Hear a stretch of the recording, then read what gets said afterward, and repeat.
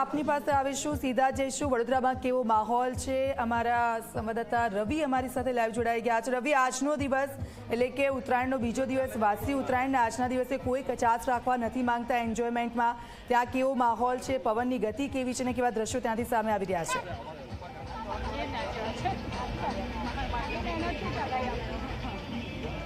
બિલકુલ દીક્ષિતા, વાત કરવામાં આવે તો ગઈકાલે તમામ વડોદરાવાસીઓએ ખૂબ સારી રીતે ઉત્તરાયણની મજા માણી, કારણ કે પવન ખૂબ સારો હતો અને આજે વાસી ઉત્તરાયણે પણ પવન ખૂબ સારો છે અને વડોદરાવાસીઓ પોતાના ટેરેસ પર સવારથી જ આવી ચૂક્યા છે। આપ જોઈ શકો છો, અત્યારે અમે વડોદરાના વાડી વિસ્તારમાં આવ્યા છે, જ્યાં વાડી વિસ્તારમાં અહીંયા એક ફેમિલીના તમામ સભ્યો છે તેઓ અહીંયા ટેરેસ પર આવીને પતંગ ઉડાડી રહ્યા છે।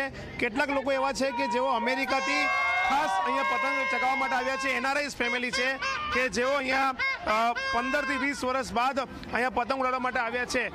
જે એનઆરઆઈ ફેમિલી છે તેમની સાથે આપણે વાત કરીશું કે તેમને વડોદરાની ઉત્તરાયણ કેવી લાગી। શું કહેશો, તમે અમેરિકામાં રહો છો અને વડોદરામાં ઉત્તરાયણ કરવા માટે આવ્યા છો, કેવી લાગી ઉત્તરાયણ, કેવો રહ્યો ફેસ્ટિવલ? વડોદરાની વાડીની ઉત્તરાયણ સૌથી બેસ્ટ હોય છે અને એવું નથી લાગતું કે બહુ વર્ષ પછી આવ્યા છે। બહુ જ મજા આવી અને બહુ સરસ ટાઈમ જઈ રહ્યો છે અમારો। કેવી રીતે એન્જોય કર્યો, કાલનો દિવસ હોય કે આજનો દિવસ હોય? સૌથી વધારે ખાવા પીવાનું, પતંગ એટલે પતંગ પવન સરસ હતો એટલે મજા આવી પતંગને બધું ચગાવવાની પણ ખાસી।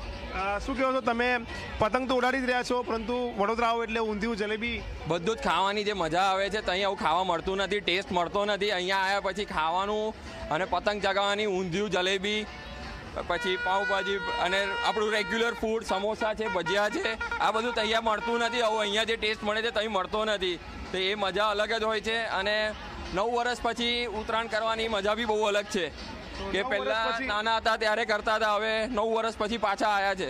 9 વર્ષ પછી પાછા ઉત્તરાયણ કરવા માટે આવ્યા છે।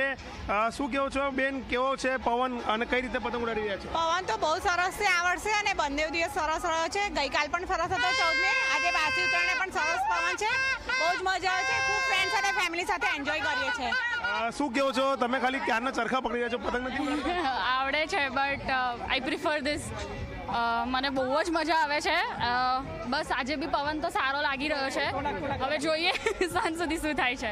વડોદરાના જ છો કે તમે પણ બહારથી આવ્યા છો? ના, હું તો બરોડાથી જ છું। અચ્છા, તો શું કહો છો, પતંગ જ ચગાવી રહ્યા છો કે પછી ઊંધિયું, જલેબી, ચીક્કી, લાડુ? ના, બધું જ ખાવાનું ચાલુ છે। એક બાજુ પતંગ ચગાવવાનું બી ચાલુ છે। આઈ લવ ઇટ।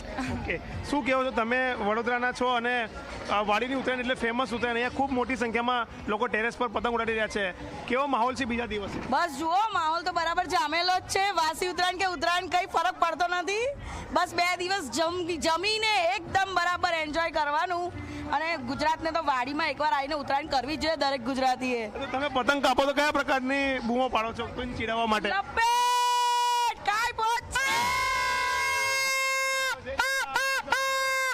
શું કહો છો તમે, પણ ખાસ અમેરિકાથી અહીંયા આવ્યા છો સેલિબ્રેટ કરવા માટે ફેસ્ટિવલને, કેવો રહ્યો તમારો 2 દિવસ આજનો ને કાલનો? અરે એકદમ સુપર, એકદમ જબરદસ્ત મજા આવી। એકચ્યુઅલી અમે 10 વર્ષ પછી પાછા આવ્યા છે, પણ એ લાસ્ટ ગઈકાલે ને આજે એ 10 વર્ષની અમે આજે પૂરી વસૂલ કરી નાખેલી છે।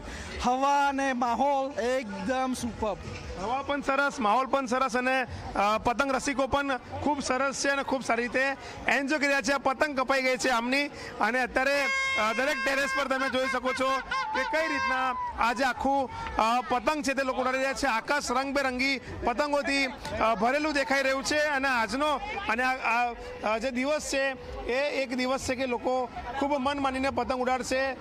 ઊંધિયું, જલેબી, ચીક્કી, બોર લોકો આરોગશે, સાથે જ લોકો રાતના સમયમાં ફટાકડા ફોડીને ગરબા પણ ગાશે।